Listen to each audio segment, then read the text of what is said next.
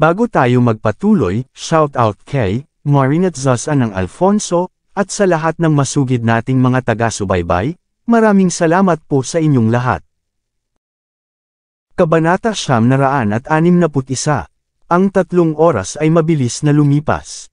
Si Ryan Gotti at ang mga lalaki ay may distansya na 10 milya ang layo mula sa lawa ng Villa, na nagbabawal sa lugar hanggang sa punto kung saan wala nang makarating. Sa tunog ng isang order, ang mga mandirigma at gangsters ay nagmamadali patungo sa lawan ng Villa na may mga sandata sa kamay. Kabilang sa karamihan ng tao, si Ryan Gotti at James Surrey ay magkakasama. Ang isa sa kanila ay ang hari ng mga lansangan sa Southlight. Ang isa pang, isang patriarka ng isang unang raid na pamilya, ang Surreys. Sila ay mabilis, at nasa labas na sila ng lawan ng Villa bago ang 3 minuto kahit na lumipas. Alam din ng mga tao mula sa istasyon ng pulisya ang sitwasyon dito, ngunit hindi si Greg na maglakas loob na gawin ang iba pa kaysa sa pag-uulat nito sa kay Yannick Bison. Ang mga pintuan ng Villa ay bumukas ng biglaang-bigla. Si Harvey York ay lumakad kasama ang isang pagpapahayag na malamig bilang yelo habang si Tyson Woods ay sumulong sa malapit. Lolo, Ninong, isave ako, isave ako. Si Lucas Surrey ay sumigaw pagkatapos na pag-unawa ang sitwasyon.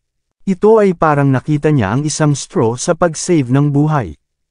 Naghihiyaw siya sa paligid sa lupa sa kabila ng lahat ng kanyang mga joints na nanabali.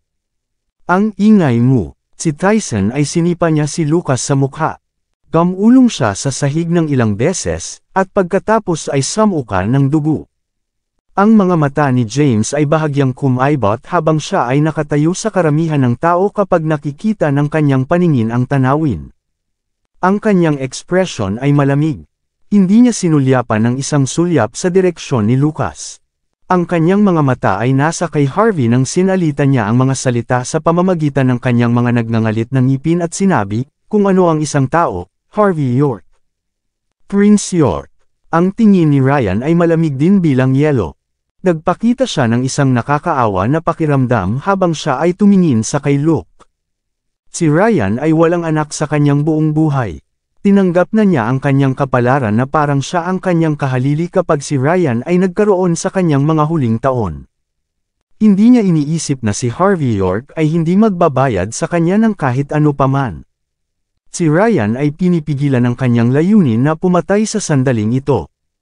Pagkatapos ay bumaba siya ng hininga. Prince York, lahat ay magiging isang mas mahusay na posisyon kung kami ay tumagal lamang ng isang hakbang pabalik. Hindi ka maaaring tumawid sa linya anumang ginagawa mo. Mukhang handa ka na lumaban sa akin, Ryan Gotti, ngayon. Si Prince York ay tinawag bilang tuktok ng tao sa Southlight. Kahit na si Ryan at James ay kumukulo sa nakamamatay na layunin, sila ay maingat pa rin sa mga aksyon ni Harvey. Ang dating malakas na sambahayan ng Southlight, ang Yorks, ay lubos na nawasak sa mga kamay ng Prince York, pagkatapos ng lahat. Iyon ang dahilan kung bakit sila ay darating sa buong lakas, kahit na sila ay maingat pa rin. Tiyak na hindi sinasadya ni Harvey na may maraming mga mandirigma at gangster sa paligid niya. Pagkatapos ay maingat na nagtanong siya, ang lahat ba ay nandito na? Pagkatapos lumuhod, nagmamadali ako. Ikaw, pagkatapos marinig ang mga salita ni Harvey, si Ryan at James ay halos magubo ng dugo. Paano mapagmataas? Ang Prince York na ito ay masyadong puno sa kanyang sarili. Inutusan pa rin niya ang dalawa sa kanila na lumuhod kahit na siya ay nakaharap sa libu-libong mandirigma sa sandaling iyon. Hindi niya alam ang kahulugan ng kamatayan. Si Ryan ay nakuha ang malalim na hininga at pinalawak ng walang tigil kay Harvey. Prince York, talagang iniisip mo na maaari mong gawin habang nakikita mo sa Southlight dahil lamang sa pamagat na Prince. Hindi tungkol sa pakikipagkumpetensya kung gaano karaming mga shopping mall, ito ay tungkol sa paghahambing ng mga background at makita kung sino ang may mas mahusay na suporta. Ngayon, ito ay tungkol sa bilang ng mga tao. Bibigyan kita ng isa pang pagkakataon dahil sa paggalang sa iyong lolo dahil may mga koneksyon kami dati. Itapon ang inyong mga armas at humingi ng paumanhin kay Lucas. Pagkatapos ay ipapaalam ko sa iyo. Hihihi. Hayaan siyang umalis. Si James ay walang kapintasan. Ryan, maaari ba siyang lumakad pagkatapos ng pagbugbog tulad nito? Bukod dito, dapat nating putulin ang ulo ng ahas, o ito ay lalago muli. Kung hindi siya mamatay dito, ikaw ba ay nasa kaginhawaan? Ang pagtingin ni Ryan ay nakuha ng malamig pagkatapos na marinig ang mga salita ni James. Kaya't ito, si Prince York ay isang mahusay na karakter pagkatapos ng lahat. Gawin itong maayos. Gawin siya ang pakiramdam na masakit. Ibinigay ni Ryan ang order. Sa tunog ng mga order ni Ryan Gotti, ang kanyang pinakamahusay na manlalaban, si Chuck Gotti, ay nagmamadali sa harap kasama ng ilan sa kanyang mga pinakamahusay na mandirigma. Prince. Si Tyson Woods nagsalita pagkatapos makita ang paningin, walang malay siyang hinarang ang kanyang katawan kay Harvey York. Ang parehong si Ryan Gotti at James Surrey ay tumawa ng walang bahala. Ano ang ginagawa ni Tyson na, nag-iisa? Ngunit sa susunod na sandali, ang isang paningin na nagulat sa lahat ng nangyari. Nang si Chuck Gotti at ang kanyang mga kalalakihan ay malapit ng singilin at sumugod kay Harvey, isang anino ang lumabas mula sa gilid na may backhand swing ng kanyang sword. Bang, bang!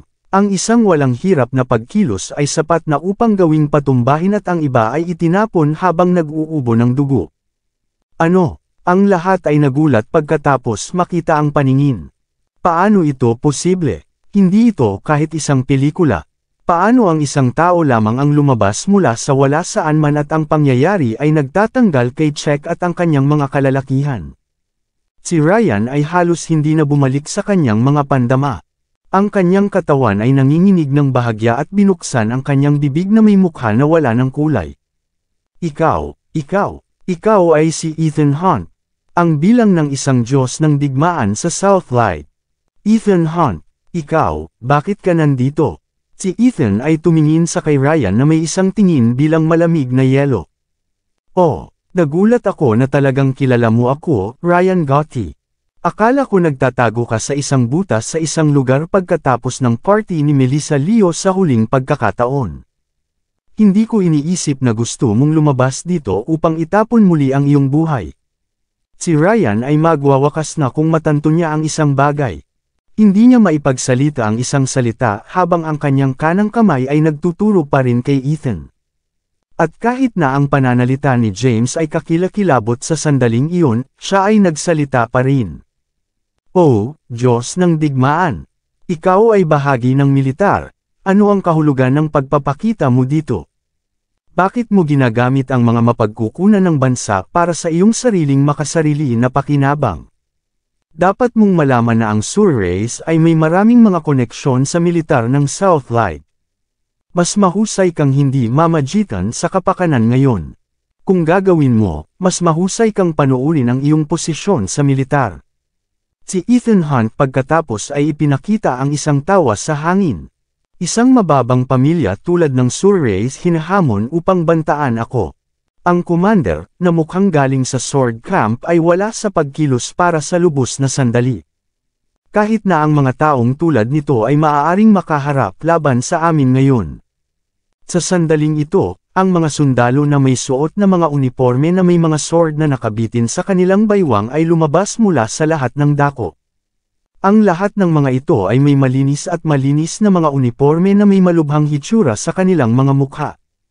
Ngunit nang lumitaw sila, ang mga mandirigma at mga gangsters ay ang lahat ay walang malay na kinuha ang mga hakbang ang palayo mula sa kanila.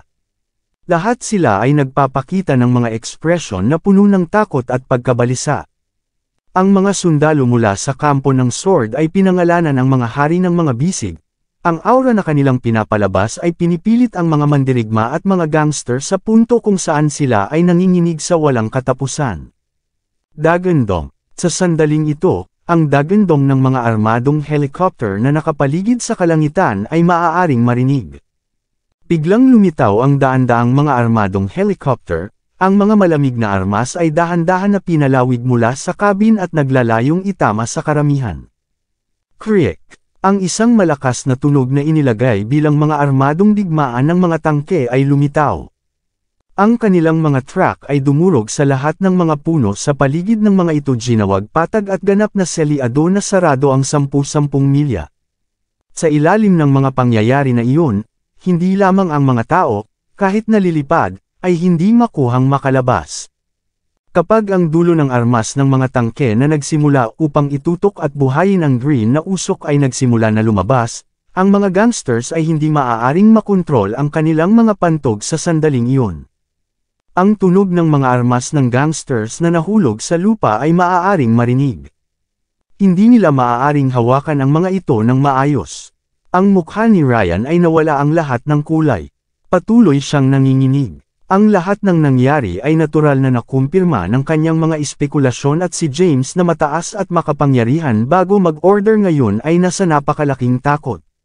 Ang kanyang buong katawan ay nanginginig ng walang katapusan habang itinaas niya ang kanyang kanang kamay at itinuturo si Harvey York. Ikaw.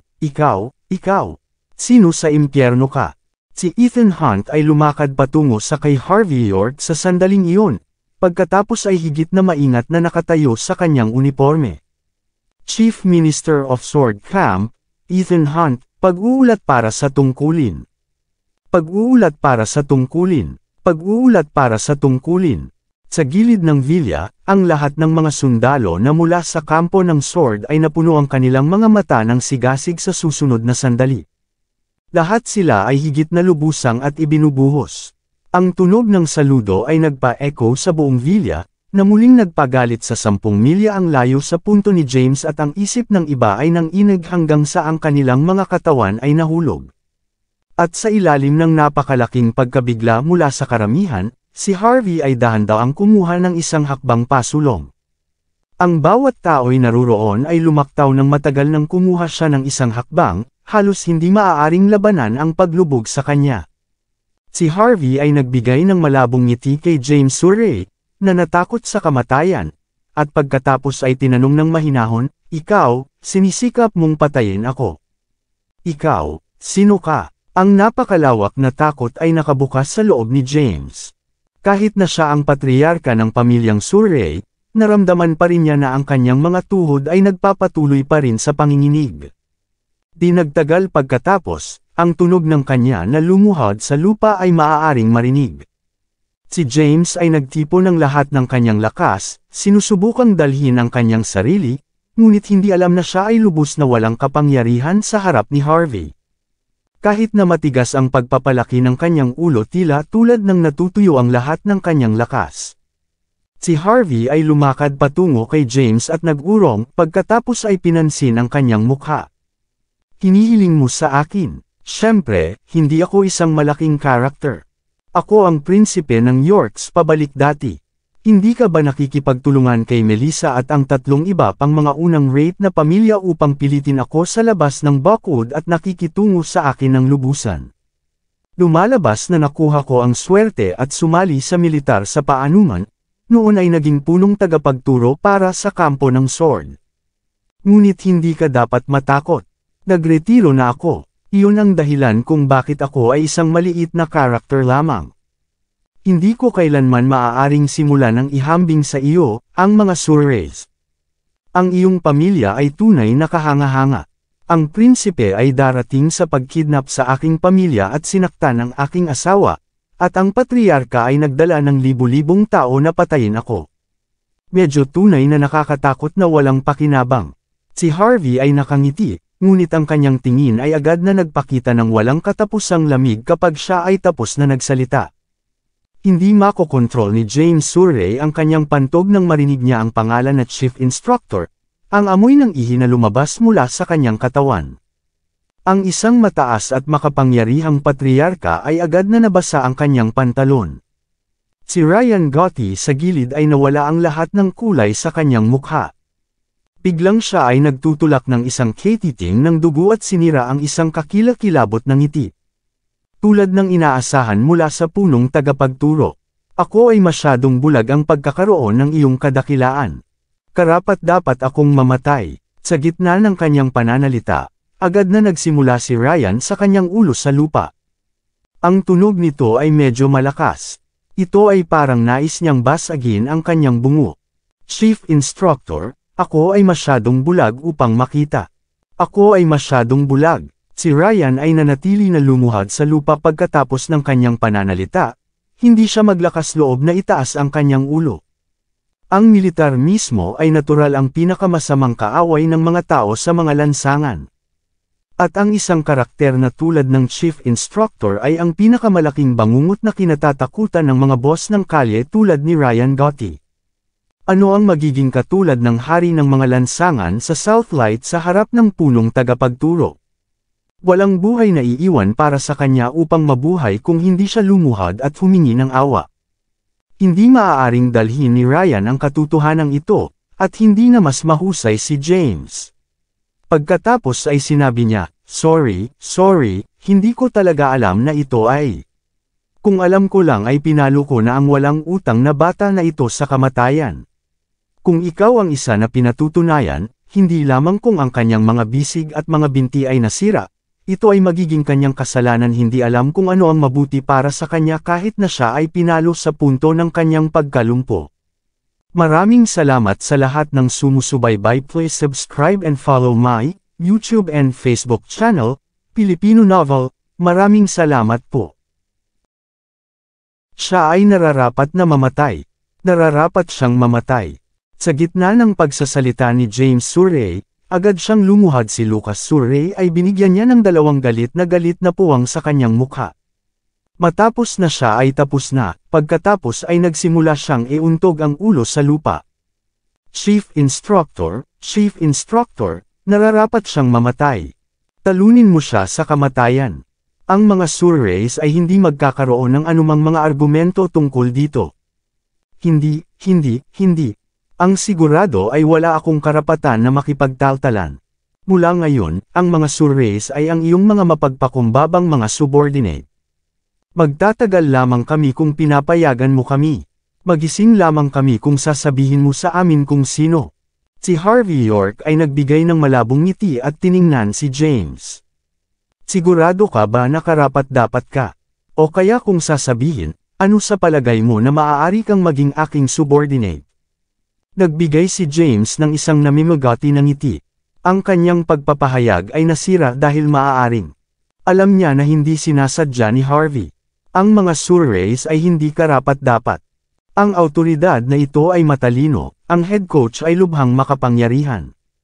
Ang mayaman sa mata, si Prince York ay may kayamanan na nakapagpapalakas sa bansa. Sa harap ng isang pag-iral na ganito, anong karapatan ang mayroon ng mga Surreys kahit na? Laging naisip ni James na ang suporta ng pamilyang Leo mula sa Hong Kong, maaari pa ring makaharap laban kay Prince York mismo. Ngunit alam niya noon, kaya kung ano ang nai-back up ni Lies mula sa Hong Kong. Wala silang silbi sa harap ng punong tagapagturo. Biglang hindi sinasadya ni James ang walang katapusan ng naisip niya ang mga Leo. Chief Instructor, mayroon akong mahalagang impormasyon upang mag-ulat. Dapat kong hilingin sa iyo na iwaksi ang aking mababang buhay kung ako ay ipahayag ito. Magsalita ka. Si Harvey ay sumagot ng mahinahon. Si James ay hindi maglakas loob na magsugal pa ng mas mabilis, sinabi ni Chris Leo sa bakod para sa kanyang panukala sa pamilyang Xavier, para sa iyong sekretarya, si Miss Xavier. Upang makikipagtulungan sa kanyang mga aksyon, ang pamilyang Cloud, ang pamilyang Robbins, ang Yates family, at sila ay sumunod sa lahat ng iminungkahi ng isa't isa. Ang apat na pamilya ay nagpaplano na gamitin si Yvonne upang makagambala sa Sky Corporation mula sa loob. Isa pang bagay, si Stephen York ay hindi umalis sa Buckwood. Siya pa rin ay naghihintay ng matyaga sa Buckwood. Nais ni James na mabuhay at sumibol ang lahat ng beans sa sandaling ito. Si Harvey ay bahagyang nabuwal. Chris Leo, ang prinsipe ng pamilyang Leo sa Hong Kong. Oo, iyan siya. Ngunit ang mga paggalaw ni Chris Leo at Stephen ay nangunguna. Hindi ko alam kung nasaan sila ngayon. Si James ay muling pinagsama-sama kapag siya ay tapos na. Chief Instructor, sinabi ko na sa iyo ang lahat ng alam ko. Ang mga Surreys ay hindi maglakas loob na tutulan ka pa. Mangyaring maging mas mahusay na tao at magpanggap na parang walang nangyari. Pinabaliwala ni Harvey si James, na patuloy na nagdudulot ng kalagayan sa sandaling iyon, at lumakad patungo sa kay Lucas, na gumagalaw ng tamad.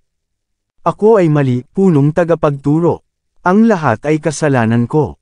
Hindi ako dapat gumawa ng isang pag-atake kay Miss Yuna. Hindi ko magawa ang anumang bagay sa iyong pamilya. Hindi ko dapat bantaan ang iyong asawa. Ang lahat ay kasalanan ko.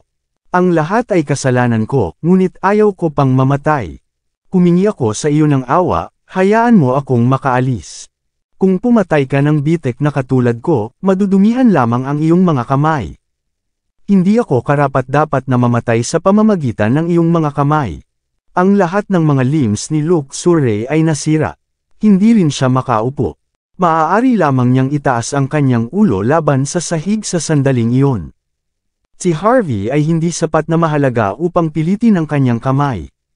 Si Tyson Woods, sa kabilang banda, ay dumating at lumakad sa mukha ni Lucas na may isang binti at nagsalita ng walang bahala, kung patakbuhin mo muli ang iyong bibig, pilipitin ko ang iyong dila.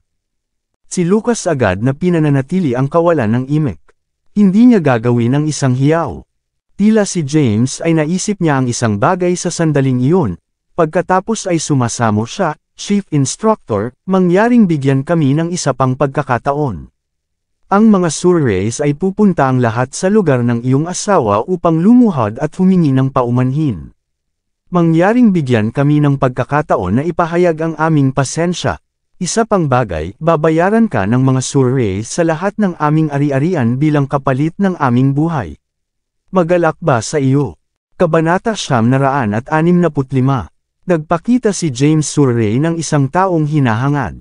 Siya ay isang bayani ng isang henerasyon, ngunit talagang hindi niya gustong mamatay.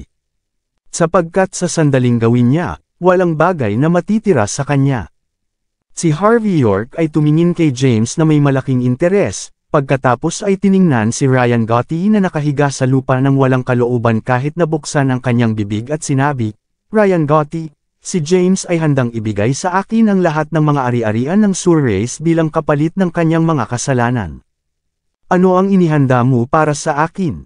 Ang masikip na gilid na nadama ni Ryan tulad ng pinatawad niya mula sa kamatayan sa sandaling iyon. Pagkatapos ay sinabi niya habang patuloy na nanginginig, "Kung handa ka, ibibigay ko ang lahat ng mayroon ako sa mga kalye ng Southlight sa kay Tyson Woods mula ngayon at pasulong. Siya na ang magiging bagong hari ng mga lansangan sa Southlight." Naturally, alam ni Ryan na hindi nakita ni Harvey ang awtoridad ng mga lansangan. Ngunit si Tyson ay ang subordinate ni Harvey. Ang pagpapalam sa kanyang kariton na mag-ingat sa lahat ng bagay ay ang pinakamahusay na desisyon na maaari niyang gawin. Si Harvey ay nakapaligid at iniwan ng hindi sinasabi ang isa pang salita. Isa lamang na Sir Eta at isang maliit na Ryan Gotti. Kung hindi nila pinalayas siya sa ulo, hindi siya magkakaroon ng hindi bababa sa halaga ng interes na pangalagaan ang mga ito. Ngunit sa ilalim ng kasalukuyang kalagayan, ang mga upstarts ng Hong Kong, ang pamilyang Leo, ay susunod sa linya para sa problema. At para sa kanila na talagang nagplano upang pagsamantalahan si Yvonne Xavier ay nakakross na ang linya ni Harvey York. Tulad ng para sa mga bagay na walang kabuluhan sa eksena, magiging sapat na mabuti para sa kay Ethan Hunt at Tyson upang mahawakan sila. Ang mga tropa ng Sword Camp ay nagtatanghal sa lalong madaling panahon pagkatapos, iniwan si Tyson na nakatayo sa harap ng villa upang mahawakan ang iba. Si Harvey ay nakita sa paanan ng bundok. Si Greg ay yung hindi bababa sa hindi magpapahirap sa kanya kapag nakita nila siyang umalis. Pagkaraan ng isang sandali, isang inspektor ang maingat na nagtanong, "Deputy Inspector, kung saan nakita ko ang taong ito dati?" Siya ba ay mula sa banquet party ni Lola Yates dati? Si Greg Finch ay mabilis na sumabog sa ibabaw ng mukha at sinampahan siya ng tahimik, "Ano ang kinalaman nito sa iyo? Tandaan, anuman ang iyong nakita o narinig, kukunin ko na hihiyoka kung ang isa sa inyo ay kumalat sa impormasyong ito sa paligid." Si Greg ay bahagyang namumula pagkatapos ng sabihin ito. Sapagkat alam niya na ang lalaking lumakad sa nakalipas na walang pagbabago ay tila tulad ng apo-in-law ni Lola Yates. At mula sa magalang na hitsura ng mga sundalo sa kampo ng Sword patungo sa lalaki, Ang kanyang pagkakakilanlan ay nasa dulo ng kanyang dila. Ngunit hindi kailanman maglakas loob si Greg. Hindi lamang ang pakikipag-usap tungkol sa haka-haka, hindi siya maaaring makatulong ngunit parang umiikot siya sa pag-iisip sa kanyang ulo. Napagtanto na niya upang itago ang pinakamalaking lihim sa kanyang puso sa sandaling iyon. Sa isang pribadong manor sa Buckwood, si Chris Leo ay nagbabasa ng isang sinaunang banal na kasulatan. Pagkatapos ay itinaas niya ang kanyang ulo pagkatapos ng isang sandali at tinanong, paano ang mga bagay? Itinakda ni Stephen York ang kanyang telepono at sumagot ng mahinahon, si Ryan Gotti at ang mga Surreys ay nasa bingit ng pagbagsak. Ang dalawang matandang lalaki ay masyadong hindi nag-iisip. Kung si Prince York ay maaaring madaling makitungo, ang mga Yorks ay hindi mabilis na matanggal sa pamamagitan niya. Si Chris Leo ay parang mahulog. Kaya, kung ano ang sinusubukan mong sabihin. Si Stephen York ay nagpalabas ng mainit na ngiti. Prince Leo, magpatuloy lamang ang iyong balak. Kung mayroon kang pamilya na savior, magkakaroon ka ng doble na puwersa. At si Prince York ay magiging tulad ng isang sirang braso. Kung maaari naming ganap na lihim sa kanya, kahit na ang mga Leo ay maaaring mahulog sa iyong mga kamay sa hinaharap. Hindi mahalaga kung gaano kakaya si Quinton, siya ay isang tagalabas. Ang mga ekspresyon ni Chris ay patuloy na nagbago, pagkatapos ay mahinahon na nagtanong pagkatapos ng isang mahabang, Stephen, ikaw ay isang York din. Bakit ako dapat magtiwala sa iyo? Si Stephen ay ngumiti, maaari lamang maging isang prinsipe sa isang pamilya. Ang pamilyang Leo ay hindi naiiba, at ang parehong napunta para sa mga Yorks. Ngayon bakit ka at ako ay nagbabahagi ng parehong layunin?